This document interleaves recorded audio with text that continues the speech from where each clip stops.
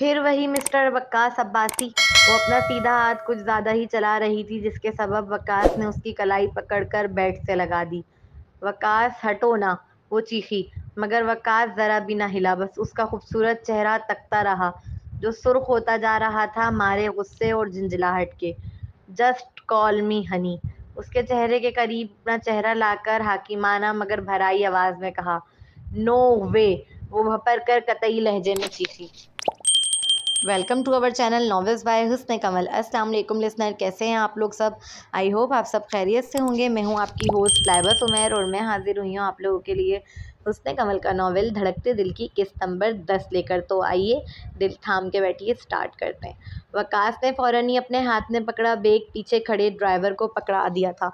तुम जाओ, गाड़ी छोड़ जाना, मैं खुद आ जाऊँगा, उसने ड्राइवर को भेज दिया था। तुम यहाँ, वकास खासा ताज्जुब से पूछ रहा था किरण के पास आकर।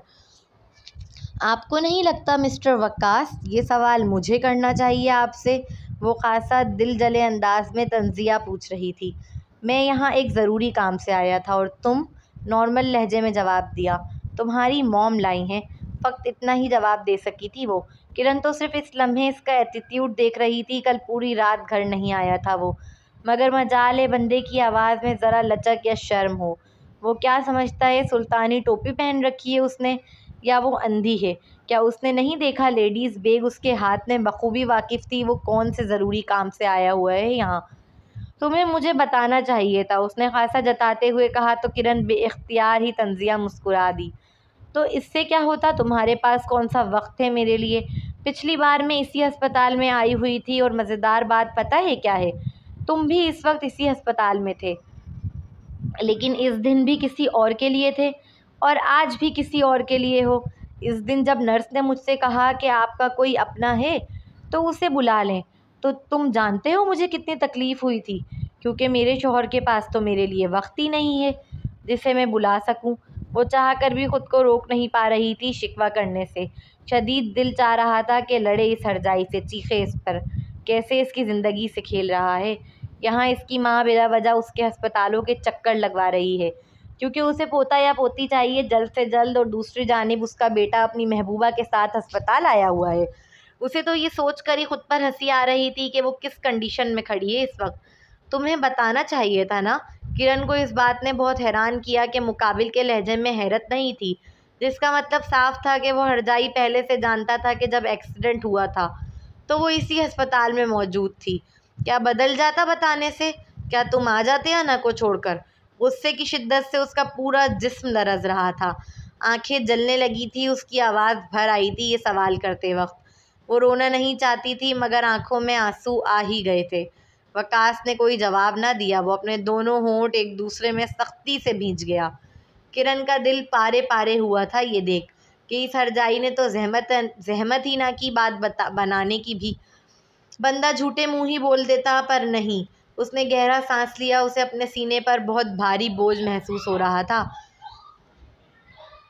मॉम कहाँ है, उसने जैसे बड़ी फुर्सत से मौजू बदलने की कोशिश की हो। ऊपर, अपने आंसू इस हरजाई पर क्यों ज़ाया करे। ये सोच तेज़ी से आगे चल दी ताकि मुकाबिल देख ना सके कि वो रो रही है। चलते चलते ही आंखों से आंसू साफ कर लिए थे उसने, मगर कमबख्त आंखें न जाने क्यों बरसना छोड़ ही नहीं रही थी। वो दोनों लिफ्ट में एक साथ ही दाखिल हुए। कोई देख लेता तो दोनों को अजनबी गुमान करता, इतने फासले पर खड़े थे दोनों। लिफ्ट खुली तो किरण तेज़ी से बाहर निकली, दम जो घुट रहा था उसका। इन दोनों को ही महविश कहीं नज़र नहीं आ रही थी। कहाँ है पता नहीं, मैंने तो यहीं वेट करने का कहा था। किरण की निगाहें मतलाशी होकर अपनी सास को ढूंढ रही थी, जबकि वकास सिर्फ उसे देख रहा था। आंखें सुर्ख हो रही थी इस लड़की की, वो कैसे ना देखता। बैठ जाओ, बच्ची नहीं है, वो आ जाएंगी। वो तो आराम से बैठ चुका था, मगर किरण अभी भी खड़े होकर इधर उधर देख रही थी। उसे यूँ परेशान होता देख वो झिंझला कर बोला। वकास की बात को सुनकर भी अनसुनी कर वो वहीं खड़ी रही। इस लम्हे इस हरजाई की शक्ल भी देखना नहीं चाहती थी वो। बराबर में बैठ जाना तो बहुत दूर की बात ठहरा। बैठ जाओ कहा ना। कुछ देर तक वो खामोशी से देखता रहा उसे खड़े, मगर फिर एहसास हुआ वो ख्वामा कहीं अपने पाँव दुखा रही है। मज़ीद रहा ना गया, तेज़ी से उसकी नाजुक कलाई थामकर हाकिमाना अंदाज में कहा, नहीं बैठना, कोई ज़बरदस्ती है। वो खासा जज्बस होकर चीखी। घर पर न सही बाहर होने का तो लिहाज रखो। किरण का यूं चीखना बाकी वहां मौजूद लोगों को उनकी जाने मतवजा कर गया था, जिसके सबब वकास एम्बेरस फील करने लगा।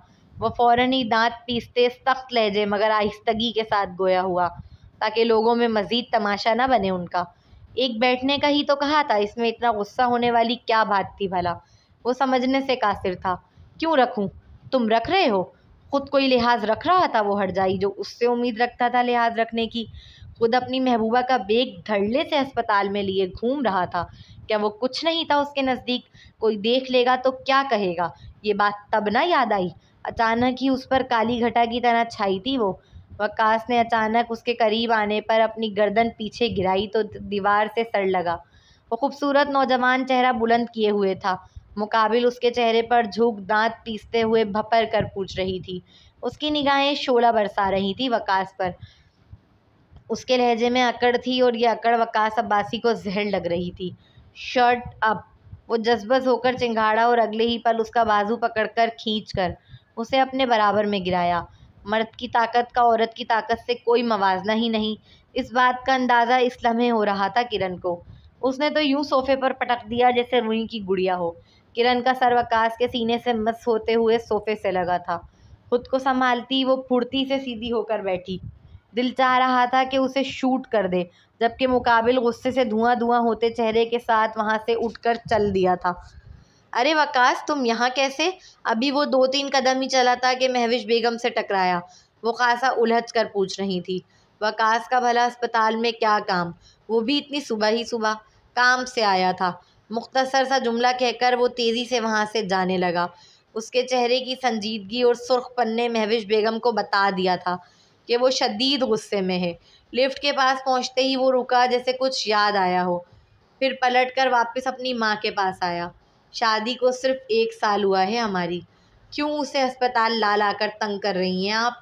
महविश बेगम को अपने कानों पर यकीन ना आया कि वो किस अंदाज में उनसे बात कर रहा है आज, क्योंकि वो किरण से ज़्यादा दूर नहीं खड़े थे, इसलिए वकास के अदा किए जुमले किरण के कानों तक रसाई हासिल कर गए थे। क्या मतलब तंग कर रही हूँ? एक तो ख्याल रख रही हूँ तुम्हारी बीवी का, उसका हर महीने चेकअप कराती हूँ, अच्छे से अच्छे डॉक्टर को दिखा रही हूँ, और तुम मुझे?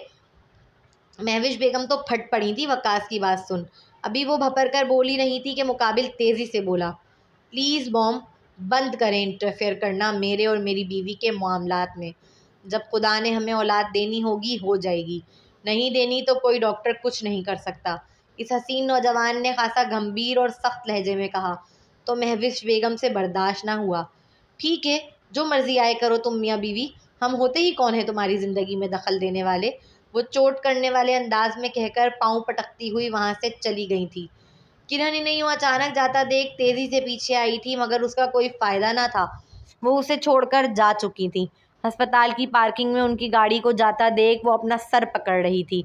वकास को ज़रूरत ही क्या थी उनसे कुछ कहने की? वो दिल ही दिल में कुढ़ रही थी। ज़रूर वो यही सोच रही होंगी कि उसने वकास के कान भरे हैं उनके खिलाफ। क्या वो नहीं जानती महविश बेगम अपना सारा गुस्सा बाद में उसी पर निकालेंगी? अभी वो इन्हीं सोचों में गुमसुम सी खड़ी थी कि सामने गाड़ी आकर रुकी और उसका डोर खुला। इस वजिया मर्द ने एक बार भी ना कहा कि अंदर आकर बैठो, बस खामोशी से स्टीयरिंग पकड़े बैठा रहा। 3 मिनट बाद डोर बंद होने की आवाज़ आई और उसने देखने की जहमत किए बगैर गाड़ी स्टार्ट कर दी। गाड़ी में मुकम्मल खामोशी का राज था। एक वक्त अजनबी भी बात कर लेते हैं, मगर उनके दरमियान मियाँ बीवी होकर भी कोई बात ना हुई। वो इसे वापस अलमेराज मेंशन ले आया था। गाड़ी रुकते ही वो डोर खोलकर उतर गई। पीछे मुड़कर ना देखा। किरण ने डायरेक्ट कमरे का रुख किया था। कमरे का दरवाज़ा बंद करने ही लगी थी कि वकास कमरे में दाखिल हुआ। उसका चेहरा देखते ही मुंह बसोर कर पर्स सोफे पर फेंकने वाले अंदाज में रखते कपड़े चेंज करने चली गई। वकास सिर्फ अपनी फ़ाइल लेने आया था। जब किरण कपड़े चेंज करके बाहर निकली तो वो जा चुका था। वो बिस्तर पर लेट गई थी।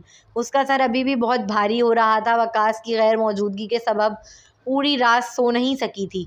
अपने अंदर कोई लावा पकता हुआ पा रही थी वो, मगर लब खामोश थे। खामोश तमाशाई, किससे बोले कौन सुनेगा? खाली कमरा, ये खामोश दीवारें या ये बेजान अलमारियाँ और सोफ़े। उसे नींद नहीं आने वाली थी, वो जानती थी, इसलिए सोने की कोशिश भी ना की। एक गहरा सांस लिया, फिर अपना सेल लेकर बैठ गई। बहुत शिद्दत से दिल चाहा कि कुछ लिखे। नॉवेल लिखना स्टार्ट किया। 4 घंटे तक वो सिर्फ लिखती रही और लिखती रही। इसे एहसास नहीं हुआ ये लिखना अब शौक नहीं रहा था। उसका ज़हनी सुकून बन चुका था, जैसे कोई दवाई हो, कोई नशा। खुद को इस कमरे की तन्हाई से निकाल कर एक सहर भरी दुनिया में कैद कर लिया। हर चीज़ इस कदर खूबसूरत लग रही थी, फिर के अपने गम याद ही ना रहे, वक्त का कोई अंदाज़ा ही ना रहा। जबकि दूसरी जानिब राबिया उसके कमरे में बंद रहने की वजह से बहुत परेशान हो गई थी। उसने वकास को कॉल कर दी। सर, मैम जब से आपके साथ सुबह से लौटी हैं अपने कमरे से नहीं निकली। उन्होंने नाश्ता भी नहीं किया था सुबह जाते वक्त और दोपहर का खाना भी नहीं खाया है अब तक। ओके। तहम्मुल से उसकी बात सुनने के बाद फ़क़्त एक लफ्ज़ी जवाब देकर उसने कॉल काट दी। गाड़ी घर घर की जानिब मोड़ो। उसने आहिस्तगी से निगाह उठाकर ड्राइवर की जानिब देख हुक्म सादिर किया। पर सर, हम एयरपोर्ट पहुंचने ही वाले हैं। उमर परेशान होकर बोला। बैक व्यू मिरर में उस रोबदार शख्स की आंखें देखीं जो खासा गुस्सीली नज़र आ रही थी। गाड़ी को फ़िज़ा खासा सर्द मालूम हुई। इसे अपना सांस लेना भी मुश्किल लग रहा था। मज़ीद कुछ कहने की जुर्रत न की, उसके हुक्म के मुताबिक तेज़ी से गाड़ी मोड़ ली। वकास ने अपने सेक्रेटरी को कॉल करके आज की मीटिंग कैंसिल करने का ऑर्डर दे दिया। साथ साथ एयरपोर्ट पर आने वाले गेस्ट को रिसीव करने के लिए किसी को भेजने को कहा। सिर्फ 5 मिनट ही गुजरे थे कि मेन गेट से वकास की गाड़ी दाखिल हुई। राबिया को अंदाज़ा नहीं था वो इतनी जल्दी आ जाएगा। फ़ोन पर तो इस कदर ठंडा रिएक्शन था कि राबिया को महसूस हुआ जैसे सुना भी ना हो कि वो क्या बोल रही है। वो अपने कमरे की जानिब तेज़ी से बड़ा दरवाज़ा खोलकर अंदर दाखिल हुआ तो सामने वो लड़की बेड पर बैठी मोबाइल की दुनिया में मगन, दुनिया जहाँ से लापरवाह नज़र आई। वो अपनी ज़रूरी मीटिंग और गेस्ट को छोड़कर सिर्फ इसे देखना आया था। एक गहरा सांस लेते वो पुरसुकून अंदाज में कमरे में दाखिल हुआ। किरण ने उसकी जानिब एक निगाह उठाकर देखा और अगले ही लम्हे ऐसे अनदेखा कर दिया जैसे वो कमरे में मौजूद ही ना हो। वकास अपना यूं इग्नोर होना महसूस कैसे ना करता। उसकी पर्सनैलिटी ऐसी थी ही नहीं कि कोई उसे इग्नोर कर सके, मगर वो कर रही थी और मुसलसल कर रही थी। उसे पुराना वक्त याद आया था जब वो ऑफिस से आता था तो वो मुस्कुराती हुई दरवाजे पर मिलती थी। वो मुस्कुराहट किस कदर खूबसूरत और दिल को सुकून बख्शने वाली थी, उसे इस बात का एहसास आज हो रहा था। माना कभी कहा नहीं, मगर आधी थकन तो सिर्फ उसकी मुस्कुराहट देखकर ही उतर जाती थी। आज शिद्दत से महसूस हुआ जैसे इस हसीन मुस्कुराहट को खो दिया हो। वो फ्रेश होकर आया तो भी उसे मोबाइल में ही मगन पाया। दुनिया है उसके बाहर भी एक, देखने की थोड़ी जहमत कर लो। वो अभी अपने लिखने में ही मगन थी कि उसका सेल अचानक से झपटने वाले अंदाज में वकास ने छीना। वो चौंक कर उसकी जानिब मतवजा हुई थी। सफ़ेद रंग की शर्ट और ब्लैक पैंट में वो बहुत खूबसूरत लग रहा था, मगर क्या करे इसी खूबसूरती का जो ज़रा भी वफादार नहीं, जिसमें ज़रा भी कोई एहसास नहीं। मरती होंगी लड़कियां उसके लुक्स पर, मगर उसे तो वो जहर लग रहा था। अगर वो दुनिया तुम हो तो अच्छा ही है कि ना देखूं। निहायत मुंह बसोर कर जवाब दिया। उसका लहजा सपाट और तंज भरा था, जैसे अपने किसी दुश्मन से बात कर रही हो। उसने तेज़ी से उठकर अपना मोबाइल उसके हाथ से वापस लेना चाहा, मगर वकास ने फुर्ती से अपना सीधा हाथ ऊंचा कर लिया। क्या कर रहे हो, मेरा सेल वापस दो। वो चिढ़कर बेड पर खड़े होकर उसके हाथ से सेल लेने की कोशिश करते हुए बोली। उसे बेड पर खड़ा होता देख वकास ने तेज़ी से दूसरे हाथ में सेल लेकर उसकी पहुंच से दूर कर दिया था। वकास, सेल दो मेरा। वो सेल लेने के लिए मुसलसल कोशिश कर रही थी। अपना सेल लेने के चक्कर में वो वकास के किस कदर नज़दीक आ गई थी उसे शायद खुद इस बात का अंदाज़ा न था। और अगर ना दूँ तो? वकास का गुस्सा बहुत हद तक ठंडा हो चुका था। और क्यों नहीं दोगे? इस वजह से मालामाल नौजवान के कंधे पर अपना हाथ रखकर उसके उल्टे हाथ से अपना सेल लेने की कोशिश करते झिंझलाहट के साथ पूछने लगी। क्योंकि ये सेल मैंने तुम्हें दिया था, और जब तुम्हें दुनिया ही नहीं देखनी तो उससे वाबस्ता चीज़ें देखने की क्या ज़रूरत। वो खासा मगरूर लहजे में भिगो कर जूता मारने लगा। उसकी बात सुन किरण ने अपने दांत कचकचाए थे। अपना सेल लेने के चक्कर में वो उसके कंधे पर मुकम्मल अपना वज़न दे रही थी, मगर जब बात ना बनी तो अपनी बाहें उसकी गर्दन के गिर्द हिसार की तरह बांध दी और उछल कर सेल पकड़ने की सही की। मौके का फ़ायदा उठाते वकास ने उसके कमर पर हाथ जमाकर उसके पाँव बिल्कुल ही बेड से हटा दिए। अगले ही पल वो खुद को वकास के वजूद के सहारे हवा में बुलंद पा रही थी। मिस्टर वकास, मैं गिर जाऊंगी, वो फ़ौरन ही हड़बड़ा कर चीखी।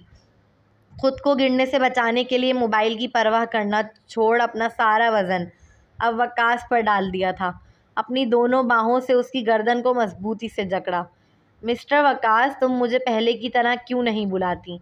इस नौजवान को अच्छा नहीं लगा था इस वक्त भी इस लड़की का अजनबियों की तरह मुखातिब करना। कहने को सिर्फ कुछ महीने ही हुए थे इसे यूं अजनबियत का लुबादा ओढ़े, मगर वकास को तो ऐसा लगा जैसे सालों गुजर गए हों, उसने कोई मीठा लफ्ज़ नहीं सुना इस लड़की के मुंह से अपने लिए। नहायत खफगी से बोला था वो। किरण ने महसूस नहीं किया उसकी आवाज़ में शिकवा डर आया था। हनी, हबी, और जब बहुत ज़्यादा मूड में हो तो स्वीट हार्ट भी बुला लिया करती थी। मगर अब लबों पर सिर्फ मिस्टर वकास होता या वकास अब्बासी।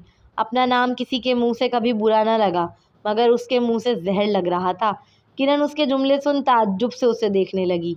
वो सिर्फ नीचे उतरने की स्ट्रगल कर रही थी। वकास को जैसे ही महसूस हुआ कि इस लड़की की पकड़ उसकी गर्दन पर ढीली पड़ रही है और वो नीचे की जानिब ढह रही है, तो फ़ौरन ही उसका मोबाइल पीछे की जानिब फेंक दूसरे हाथ से उसके नाजुक व पतले पतले पाँव पर हिसार बांध उसे अपने वजूद से भी बुलंद कर दिया ताकि वो उतर ना सके। क्या कर रहे हो? नीचे उतारो मुझे, मैं गिर जाऊंगी, वो परेशान होकर चीखी। चीखो मत, बहरा नहीं हूँ मैं, आहिस्ता बोलो। उसके चीखने के सबब वकास को महसूस हुआ जैसे उसके कान के पर्दे फट जाएंगे। वो फ़ौरन ही चेहरा ऊंचा कर उसकी जानिब देख गुर्रा कर बोला, तो नीचे उतारो ना मुझे। खासा झंझलाहट के साथ बोली, मगर उसकी गुर्राहट के सबब इस बार चीखने की जरूरत न की। पहले जवाब दो, पहले की तरह क्यों नहीं बुलाती मुझे? उसका किया सवाल किरण को बहुत अजीब मालूम हुआ। भला कौन सा जोड़ा जो तलाक लेने के दर पे खड़ा हो एक दूसरे को हनी, डियर, स्वीटहार्ट जैसे प्यारे लफ्ज़ों से बुलाता है? फिर वो हरजाई कौन सा प्यारे लफ्ज़ों के बदल में उसे हनी या स्वीटहार्ट या मेरी जान कहकर बुलाता था? वो तो सिर्फ सपाट सा किरण कहता जैसे अभी कह रहा था। उसके लहजे में तो कभी लचक ना आई, कभी मोहब्बत ना झलकी। कभी किरण को महसूस नहीं हुआ कि उसे अच्छा लगता हो उसका इन प्यारे लफ्ज़ों से बुलाना, या कभी उसने इन प्यारे लफ्ज़ों को सराहा हो या बदले में छोटी सी मुस्कुराहट इनाम कर दी हो। फिर आज अचानक क्यों इन लफ्ज़ों की फरमाइश कर रहा था? पहले बेवकूफ़ थी, अब नहीं हूँ, खासा सर्द लहजे में जवाब दिया। उसकी आंखें कदूरत झलका रही थी मुकाबिल पर। इन खूबसूरत आंखों में कदूरत देखने का आदी ना था वो। इतनी नफ़रत किसने भर दी तुम्हारे दिल में मेरे लिए? तुम्हारे बाप ने? सुर्ख अंगारा होती आंखें और दांत पीसते हुए इस्तिफसार किया। इस लम्हे वो ऐसे देख रहा था जैसे रूह के आर पार कर देगा अपनी नज़रों को। किरण का चेहरा उसके चेहरे पर झुका हुआ था। वो चाह कर भी खुद को दूर नहीं कर सकती थी। यूं हवा में लटका कर इस तरह की बातें कौन करता है? अजीब बददिमाग आदमी था वो। किरण यही सोच जज्बज हुई थी। ऊपर से उसके बाप को ख्वामखा सब में घसीट रहा था। तुम इन सब में मेरे बाप को बीच में क्यों ला रहे हो? वो खासा बरहमी से तकते हुए पूछने लगी। इस लालची आदमी के अलावा है कौन जो तुम्हारा ब्रेन वॉश करे? ज़रूर कोई नया मुर्गा फंसाया होगा उसने। उसकी बात सुनते ही किरण के तन बदन में आग लगी थी। उल्टा चोर कोतवाल को डांटे, यही मिसाल थी इस लम्हे वकास अब्बासी की।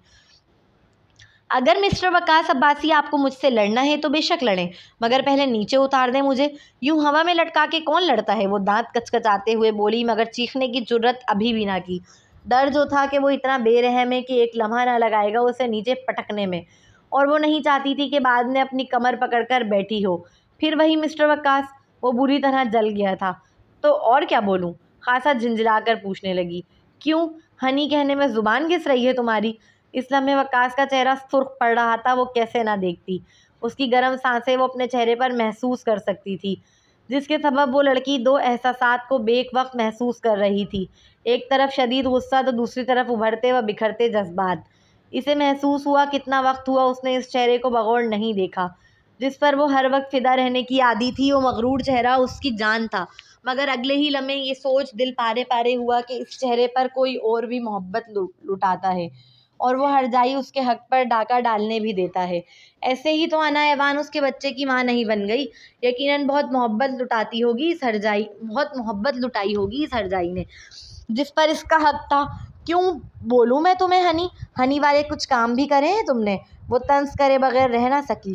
तंज से कहीं ज़्यादा चोट करने वाला अंदाज था, राइट? उसका तंज सुन वो गंभीर लहजे में इस्बात में सर हिलाते हुए बोला, जैसे कुछ सोच रहा हो, और अगले ही पल हल्का सा घूमकर किरण को बेड पर पटक दिया।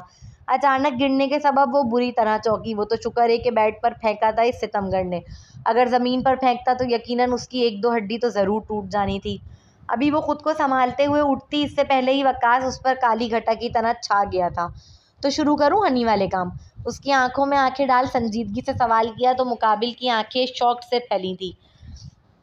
अक्सर जब मर्द इस तरह की बातें करते हैं तो उनकी आंखों में शौकी भरी होती है, मगर वकास अब्बास की आंखें तो बिल्कुल संजीदा थीं और लहजा बिल्कुल सपाट।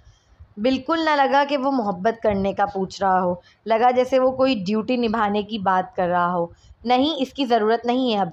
अगर वो हरजाई ज़रा भी इस लम्हे मोहब्बत दिखाता तो शायद वो इस पल पिघल जाती, मगर इसका संजीदा और सपाट लहजा किरण को अपना दिल तोड़ता मालूम हुआ।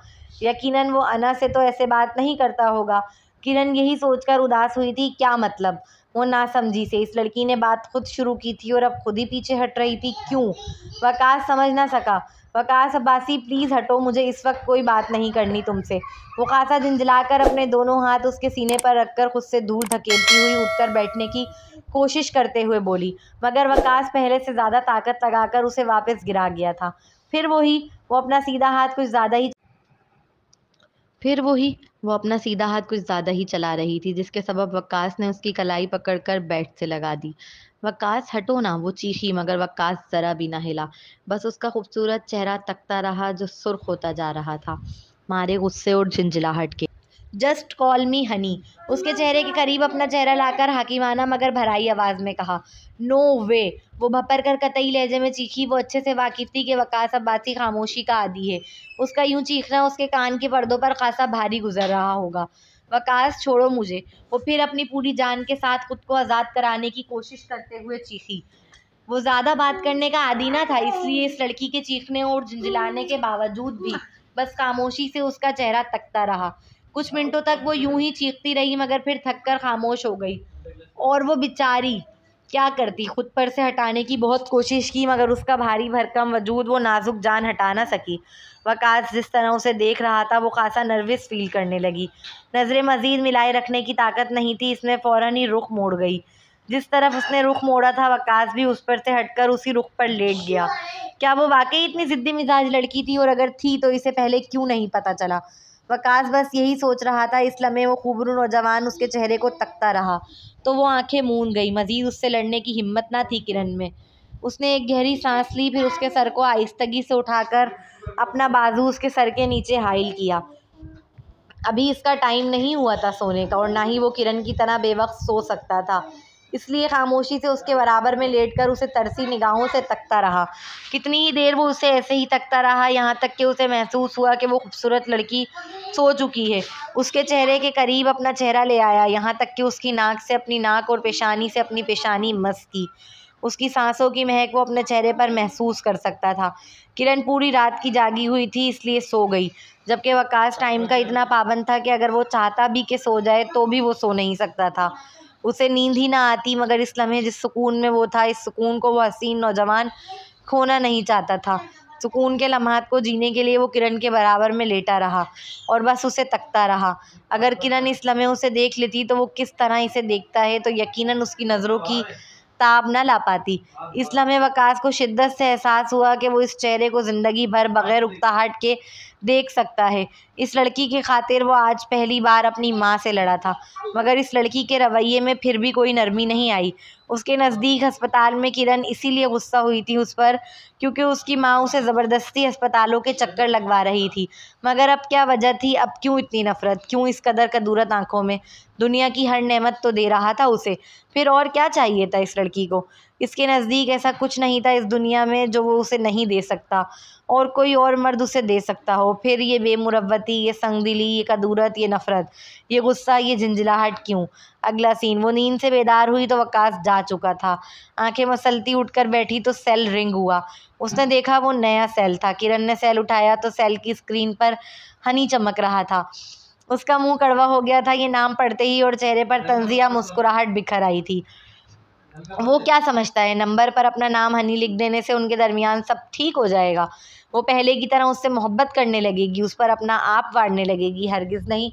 उसके नज़दीक ये वकास अब्बासी की एक नहायत बचकाना हरकत थी जिसकी इस मैच्योर आदमी से उम्मीद नहीं रखती थी। उसने बेदिली से कॉल रिसीव की। हेलो, ये नया सेल है, तुम्हारा सलाम दुआ करने की जहमत करना तो इस शख्स ने जैसे सीखा ही ना था। क्यों, पर अना कहाँ है? क्यों, पुराना कहाँ है मेरा? वो फ़ौरन ही पैनिक होकर पूछने लगी। वो टूट गया था रात को। कोई लचक नहीं थी उसके लहजे में ये बताते वक्त, जबकि दूसरी जानिब वो लड़की अपना सर पकड़ रही थी। 4 घंटे बैठकर नॉवेल लिखा था उसने, जो उसके पुराने सेल में था। फेसबुक पर अपलोड नहीं करा था अभी और ना वीडियो बनाई थी। उसके 4 घंटों की मेहनत सेल टूट जाने के सबब ज़ाया हो गई थी। वो कैसे वकास पर भरम ना होती।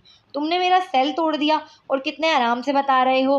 तो क्या तुम्हारी आंख खुलने से पहले नया मिल चुका है तुम्हें? खासा जताते हुए जवाब दिया। अभी किरण मजीद कुछ कहती, उसने कॉल डिस्कनेक्ट कर दी। उसका बस नहीं चल रहा था कि वकास का खून कर दे। अभी वो अपने 4 घंटों की मेहनत पर सोग मना ही रही थी कि सेल फिर रिंग हुआ। इस बार कॉल महविश की थी, जिसे देख उसका दिल चाहा कहीं गायब हो जाए। अल्लाह, अब ये औरत अपने बेटे का सारा कल का गुस्सा मुझ पर निकालेगी। क्या करूं? अगर कॉल ना रिसीव की तो कहीं घर ही ना आ जाए। या अल्लाह, मुझे बचा ले इस खतरनाक औरत से। किरण ने दिल ही दिल में दुआ गो होते कॉल रिसीव की और आंखें मीच कर डरते डरते सेल कान से लगाया। अस्सलाम वालेकुम मॉम, पहली फुर्सत में नरमी से सवाल किया। इतना तो वकास का डर नहीं था उसके दिल में जितना अपनी सास का था। वालेकुम अस्सलाम। अबूज़र को जानती हो तुम? उनके अचानक सवाल पर उसने फ़ौरन ही इस बात में सर हिलाते हुए हाँ कहा। उसकी फुप्पो आलिया के घर बिजनेस पार्टी है। मुझे याद पड़ता है तुम मिली हो आलिया से। जी जी, 1-2 बार पार्टीज़ में मिली हूँ उनसे। गुड, वकास के साथ पार्टी में आ जाना। और हाँ, सिद्रा शॉपिंग करने जा रही है, अगर तुम्हें जाना है तो बता दो, मैं तुम्हें लेने ड्राइवर को भेज दूंगी। महविश की बात सुनते ही किरण का हैरत के मारे मुंह खुला था। वो उसे कब से इतनी अहमियत और इज्जत देने लगी? पहले तो कभी उसे किसी पार्टी में इनवाइट नहीं किया, ऊपर से सिद्रा के साथ शॉपिंग की ऑफ़र। ये तो नहायत हैरत अंगेज़ बात थी उसके लिए। वो उनके अचानक बदलाव पर काफ़ी हैरान हुई थी। जी, जैसा आपको मुनासिब लगे। उसे शॉपिंग करने में कोई इंटरेस्ट नहीं था, मगर ये सोच के उन्होंने पहली बार ऑफ़र की है और अब मना करेगी तो वो और ज़्यादा बुरा मान जाएंगी, इसलिए हाँ कर दिया। ओके, तो मैं ड्राइवर को भेज रही हूँ। वैसे तुम तो पहले खुद ड्राइव कर लेती थी, फिर ये अचानक ड्राइविंग क्यों छोड़ दी? उनके सवाल ने किरण को मज़ीद हैरान किया था। वो कैसे जानती हैं कि उसने ड्राइविंग करना छोड़ दी है? एक्सीडेंट के बाद से वो काफ़ी डर गई थी, इसलिए कहीं भी जाना हो या तो ड्राइवर के साथ जाती या फिर बाहर से टैक्सी कर लेती। टैक्सी में आने जाने से उसे अपनी इज्जत कम होती कभी महसूस नहीं हुई। हाँ, वो अलग बात है कि वो जानती थी कि महविश को अगर ये बात पता चली तो उसे बहुत सुनाएगी। महविश को अपना स्टेटस बड़ा प्यारा था और वो उसकी इकलौती बहू थी। वो कैसे इसे टैक्सियों में आने जाने दे सकती थी? अगर किसी ने देख लिया तो क्या सोचेगा? आपको कैसे पता चला? वो चाहकर भी खुद को रोक नहीं सकी थी ये सवाल करने से। वकास ने बताया, उन्होंने खासा लापरवाही से जवाब दिया। किरण को एक और झटका लगा था हैरत का। उसे तो नहीं लगा था कि वकास जानता भी होगा कि वो ड्राइव नहीं कर रही काफ़ी वक्त से, मगर अब महसूस हुआ था जैसे ये इसकी गलतफहमी है। वक्त वो सितमगर बखूबी वाकिफ़ है उसके हर अमल से। किरण से बात करने के बाद जैसे ही उन्होंने सेल रखा, सिद्रा जो उनके बराबर में ही बैठी थी, सारी बातें सुन रही थी, फ़ौरन ही एहतजाजी निगाहों से अपनी माँ को देखने लगी। ख्वामा खां उसे क्यों लगा दिया मेरे पीछे? वो खासा हकारत भरे लहजे में बोली। तमीज़ से बात करो, भाभी है तुम्हारी। सिद्रा खासा हैरान हुई थी अपनी माँ के बदले हुए रवैये पर। मॉम, आप क्यों भाई की तरह बात कर रही हैं? वो उलझ कर बोली। तो और क्या करूं? इस लड़की से नफ़रत के चक्कर में अपना बेटा नहीं खो सकती मैं। वकास उसके खातिर आंखें बदल लेता है। पहले तुमसे लड़ा उसकी खातिर और कल मुझसे। महविश बेगम दांत पीसते हुए बोली। वकास का कल महविश बेगम से लड़ना उन्हें किरण की अहमियत बता गया था। किरण उससे तलाक मांग रही है और फिर भी वो तलाक नहीं दे रहा, बल्कि उसके खातिर सबसे लड़ता फिर रहा है। ये कोई आम बात नहीं थी। ये बात किसी को भी समझाने के लिए काफ़ी थी कि वकास की ज़िंदगी में किरण का क्या रुतबा और मर्तबा है, वो किस कदर अहमियत की हामिल है। वो कोई बेवकूफ़ औरत नहीं थी जो बहू से लड़ाई के चक्कर में अपना बेटा खो दें। माना किरण अब नहीं, पहले से ज़्यादा जहर लग रही थी, लेकिन अपने बेटे की मोहब्बत में वो ये कड़वा घूंट पीने के लिए तैयार थी। ज़रूर कान भर रही है वो चुड़ैल भाई के। उसे आने दें ज़रा, उसे तो आज मैं बताती हूँ उसकी औकात। उसे ना याद दिला दी तो मेरा नाम भी सिद्रा अब्बासी नहीं। सिद्रा ये सुन के उसकी माँ से वकास का लड़ा है, किरण के पीछे खासा जज्बस होकर बोली थी। उसके सीने में आग लगी हुई थी। ऐसा वैसा कुछ करने का सोचना भी मत। क्या चाहती हो? वकास बिल्कुल हाथ खींच ले हमसे, उन्होंने समझाने वाले अंदाज में कहा तो सिद्रा चुप हो गई। तो आप क्या चाहती हैं, उसे शॉपिंग कराती फिरूं अपने साथ? वो इस कदर ओल्ड फैशन के कपड़े पहनती है कि मुझे शर्म आती है उसके साथ चलते हुए भी। सिद्रा खासा मुंह बिगाड़ कर बोली, एक दो कपड़े दिला देना, क्या जाएगा तुम्हारा, थोड़ा बर्दाश्त कर लो उसे। अच्छा है वकास का दिल भी हमारी जानिब से थोड़ा नर्म पड़ जाएगा कि उसकी बीवी का ख्याल रख रहे हैं, वरना देखो कितने दिन हो गए हैं चक्कर नहीं लगाया उसने। हाँ, ये तो मैंने भी नोट किया है, जिस दिन से मुझसे लड़कर गए हैं इस दिन के बाद से वापस घर नहीं आए। पता नहीं क्या जादू कर दिया है उस चुड़ैल ने भाई पर। सिद्रा फौरन ही मुंह बसोड़ते हुए गोया हुई, ये बात बिल्कुल सच है कि जब तक आदमी अपनी औरत के लिए आवाज़ नहीं उठाता तब तक कोई उसकी औरत को अहमियत देता ही नहीं। गोया मर्द का अहमियत देना ही औरत को मुआशरे से इज्जत दिलाता है। वो औरत वाकई खुश नसीब होती है जिसका मर्द उसके हक के लिए बोले, वरना लोग उस औरत को घूट घूट कर मार देते हैं और जब वो मर जाती है तो बड़ी अच्छी थी कहकर मिट्टी डालाते हैं। बड़ी अच्छी थी का टाइटल लेने के लिए तो शादी नहीं करती एक लड़की, वो तो खुशियों की मतलाशी होकर करती है, इज्जत की चाह में करती है, मोहब्बत के लिए करती है। और ये तीनों ही चीज़ें गुम हो जाती हैं शादी के सफ़र में जब अपना मर्द साथ नहीं देता। वो शॉपिंग पर जाने के लिए तैयार हुई बैठी थी लाउंज में कि अचानक वकास घर में दाखिल हुआ। कहीं जा रही हो? वो उसके पास आकर तफ्तीशी अफसरान की तरह सवाल करने लगा। हाँ, शॉपिंग पर सिद्रा के साथ, वो मुंह बसोर कर बोली। वकास ने सर तपाऊं उसका जायजा लिया, ब्लैक रंग की कमीज़ व ट्राउज़र व दुपट्टे में वो खासा जच रही थी। अचानक शॉपिंग? हाँ, वो पार्टी में जाने के लिए ड्रेस लेना है। तुम्हारे पास कपड़े ख़त्म हो गए हैं? नहीं, मगर कोई अच्छा सा सूट नहीं है पार्टी के लिए। औरतों का आजकल यही मसला है, पहनने के लिए अलमारी में कपड़े नहीं, नए कपड़ों के लिए अलमारी में जगह नहीं। समझ सकता हूँ मैं नया सूट कितना ज़रूरी है इस वक्त। वो हल्का सा होठों के किनारों पर मुस्कुराहट सजाए बोला। वो खुला तंज कर रहा था। किरण को इस कड़वे करेले से किसी मीठे बात की उम्मीद भी नहीं थी। किरण इसकी बात सुन मजीद चिढ़ाकर सोफे पर जाकर बैठ गई। मैम, ड्राइवर आ गया है। सिद्रा मैम भी साथ हैं, मुलाजमा आकर तेज़ी से बोली। वो मुकाबिल को कड़वे मुंह बनाकर देखते हुए उसके कंधे से टकराती उतरकर चल दी। मुलाजमा ने देखा वकास इस्लाम में हल्का सा मुस्कुराया था और वो मुस्कुराहट बहुत खूबसूरत थी, जो किसी को भी अपने दिल में बसती हुई महसूस हो। वो मुलाजमा 1 साल से यहाँ काम कर रही थी, मगर आज उसने पहली बार वकास को मुस्कुराते देखा था। इस लम्हे निम्रा को जैसे किरण की किस्मत पर रश्क आया हो। उसके नज़दीक किरण मामूली सी शक्लो सूरत की लड़की थी, सिर्फ एक रंग ही तो गोरा था, मगर वकास अब्बासी वो तो नहायत हसीन व जमील नौजवान था जो किसी भी लड़की का दिल धड़कने पर मजबूर कर दे। वो मुलाजमा उसे तकती रही जबकि वो उसकी सताइशी नज़रों से लापरवाह बेनियाज अपनी टाई ढीली करता ऊपर की जानिब चल दिया था। किरण गाड़ी में पैसेंजर सीट पर बैठी तो सिद्रा ने सलाम तक ना किया। इन बहन भाइयों को लगता है उनकी माँ ने सलाम करना सिखाया ही नहीं। वो दिल ही दिल में सोचकर सर झटकती अपना सेल निकालकर उसमें मगन हो गई। वकास काम से फारिग होकर अपने दोस्तों में चला गया था। काफ़ी दिनों से वो मिला नहीं था उनसे। वहाँ से वापसी में काफ़ी देर हो गई थी। वो घर में दाखिल ही हुआ था कि किरण उसे लाउंज में रोती हुई नजर आई। किरण? बस किरण के कानों तक उस आवाज़ का पहुँचना था कि वो सोफे से उठकर भागती हुई उसके जानिब आई और अगले ही पल वो उसके सीने से आ लगी थी। उसके कुशादा सीने से लगकर वो नाजुक सी लड़की बच्चों की तरह बिलक बिलक कर रोने लगी। उसके यूं अचानक रोने पर वकास ने अपना दिल हिलता महसूस किया। एपिसोड पे अच्छा सा रिव्यू दीजिएगा। मिलते हैं नेक्स्ट एपिसोड।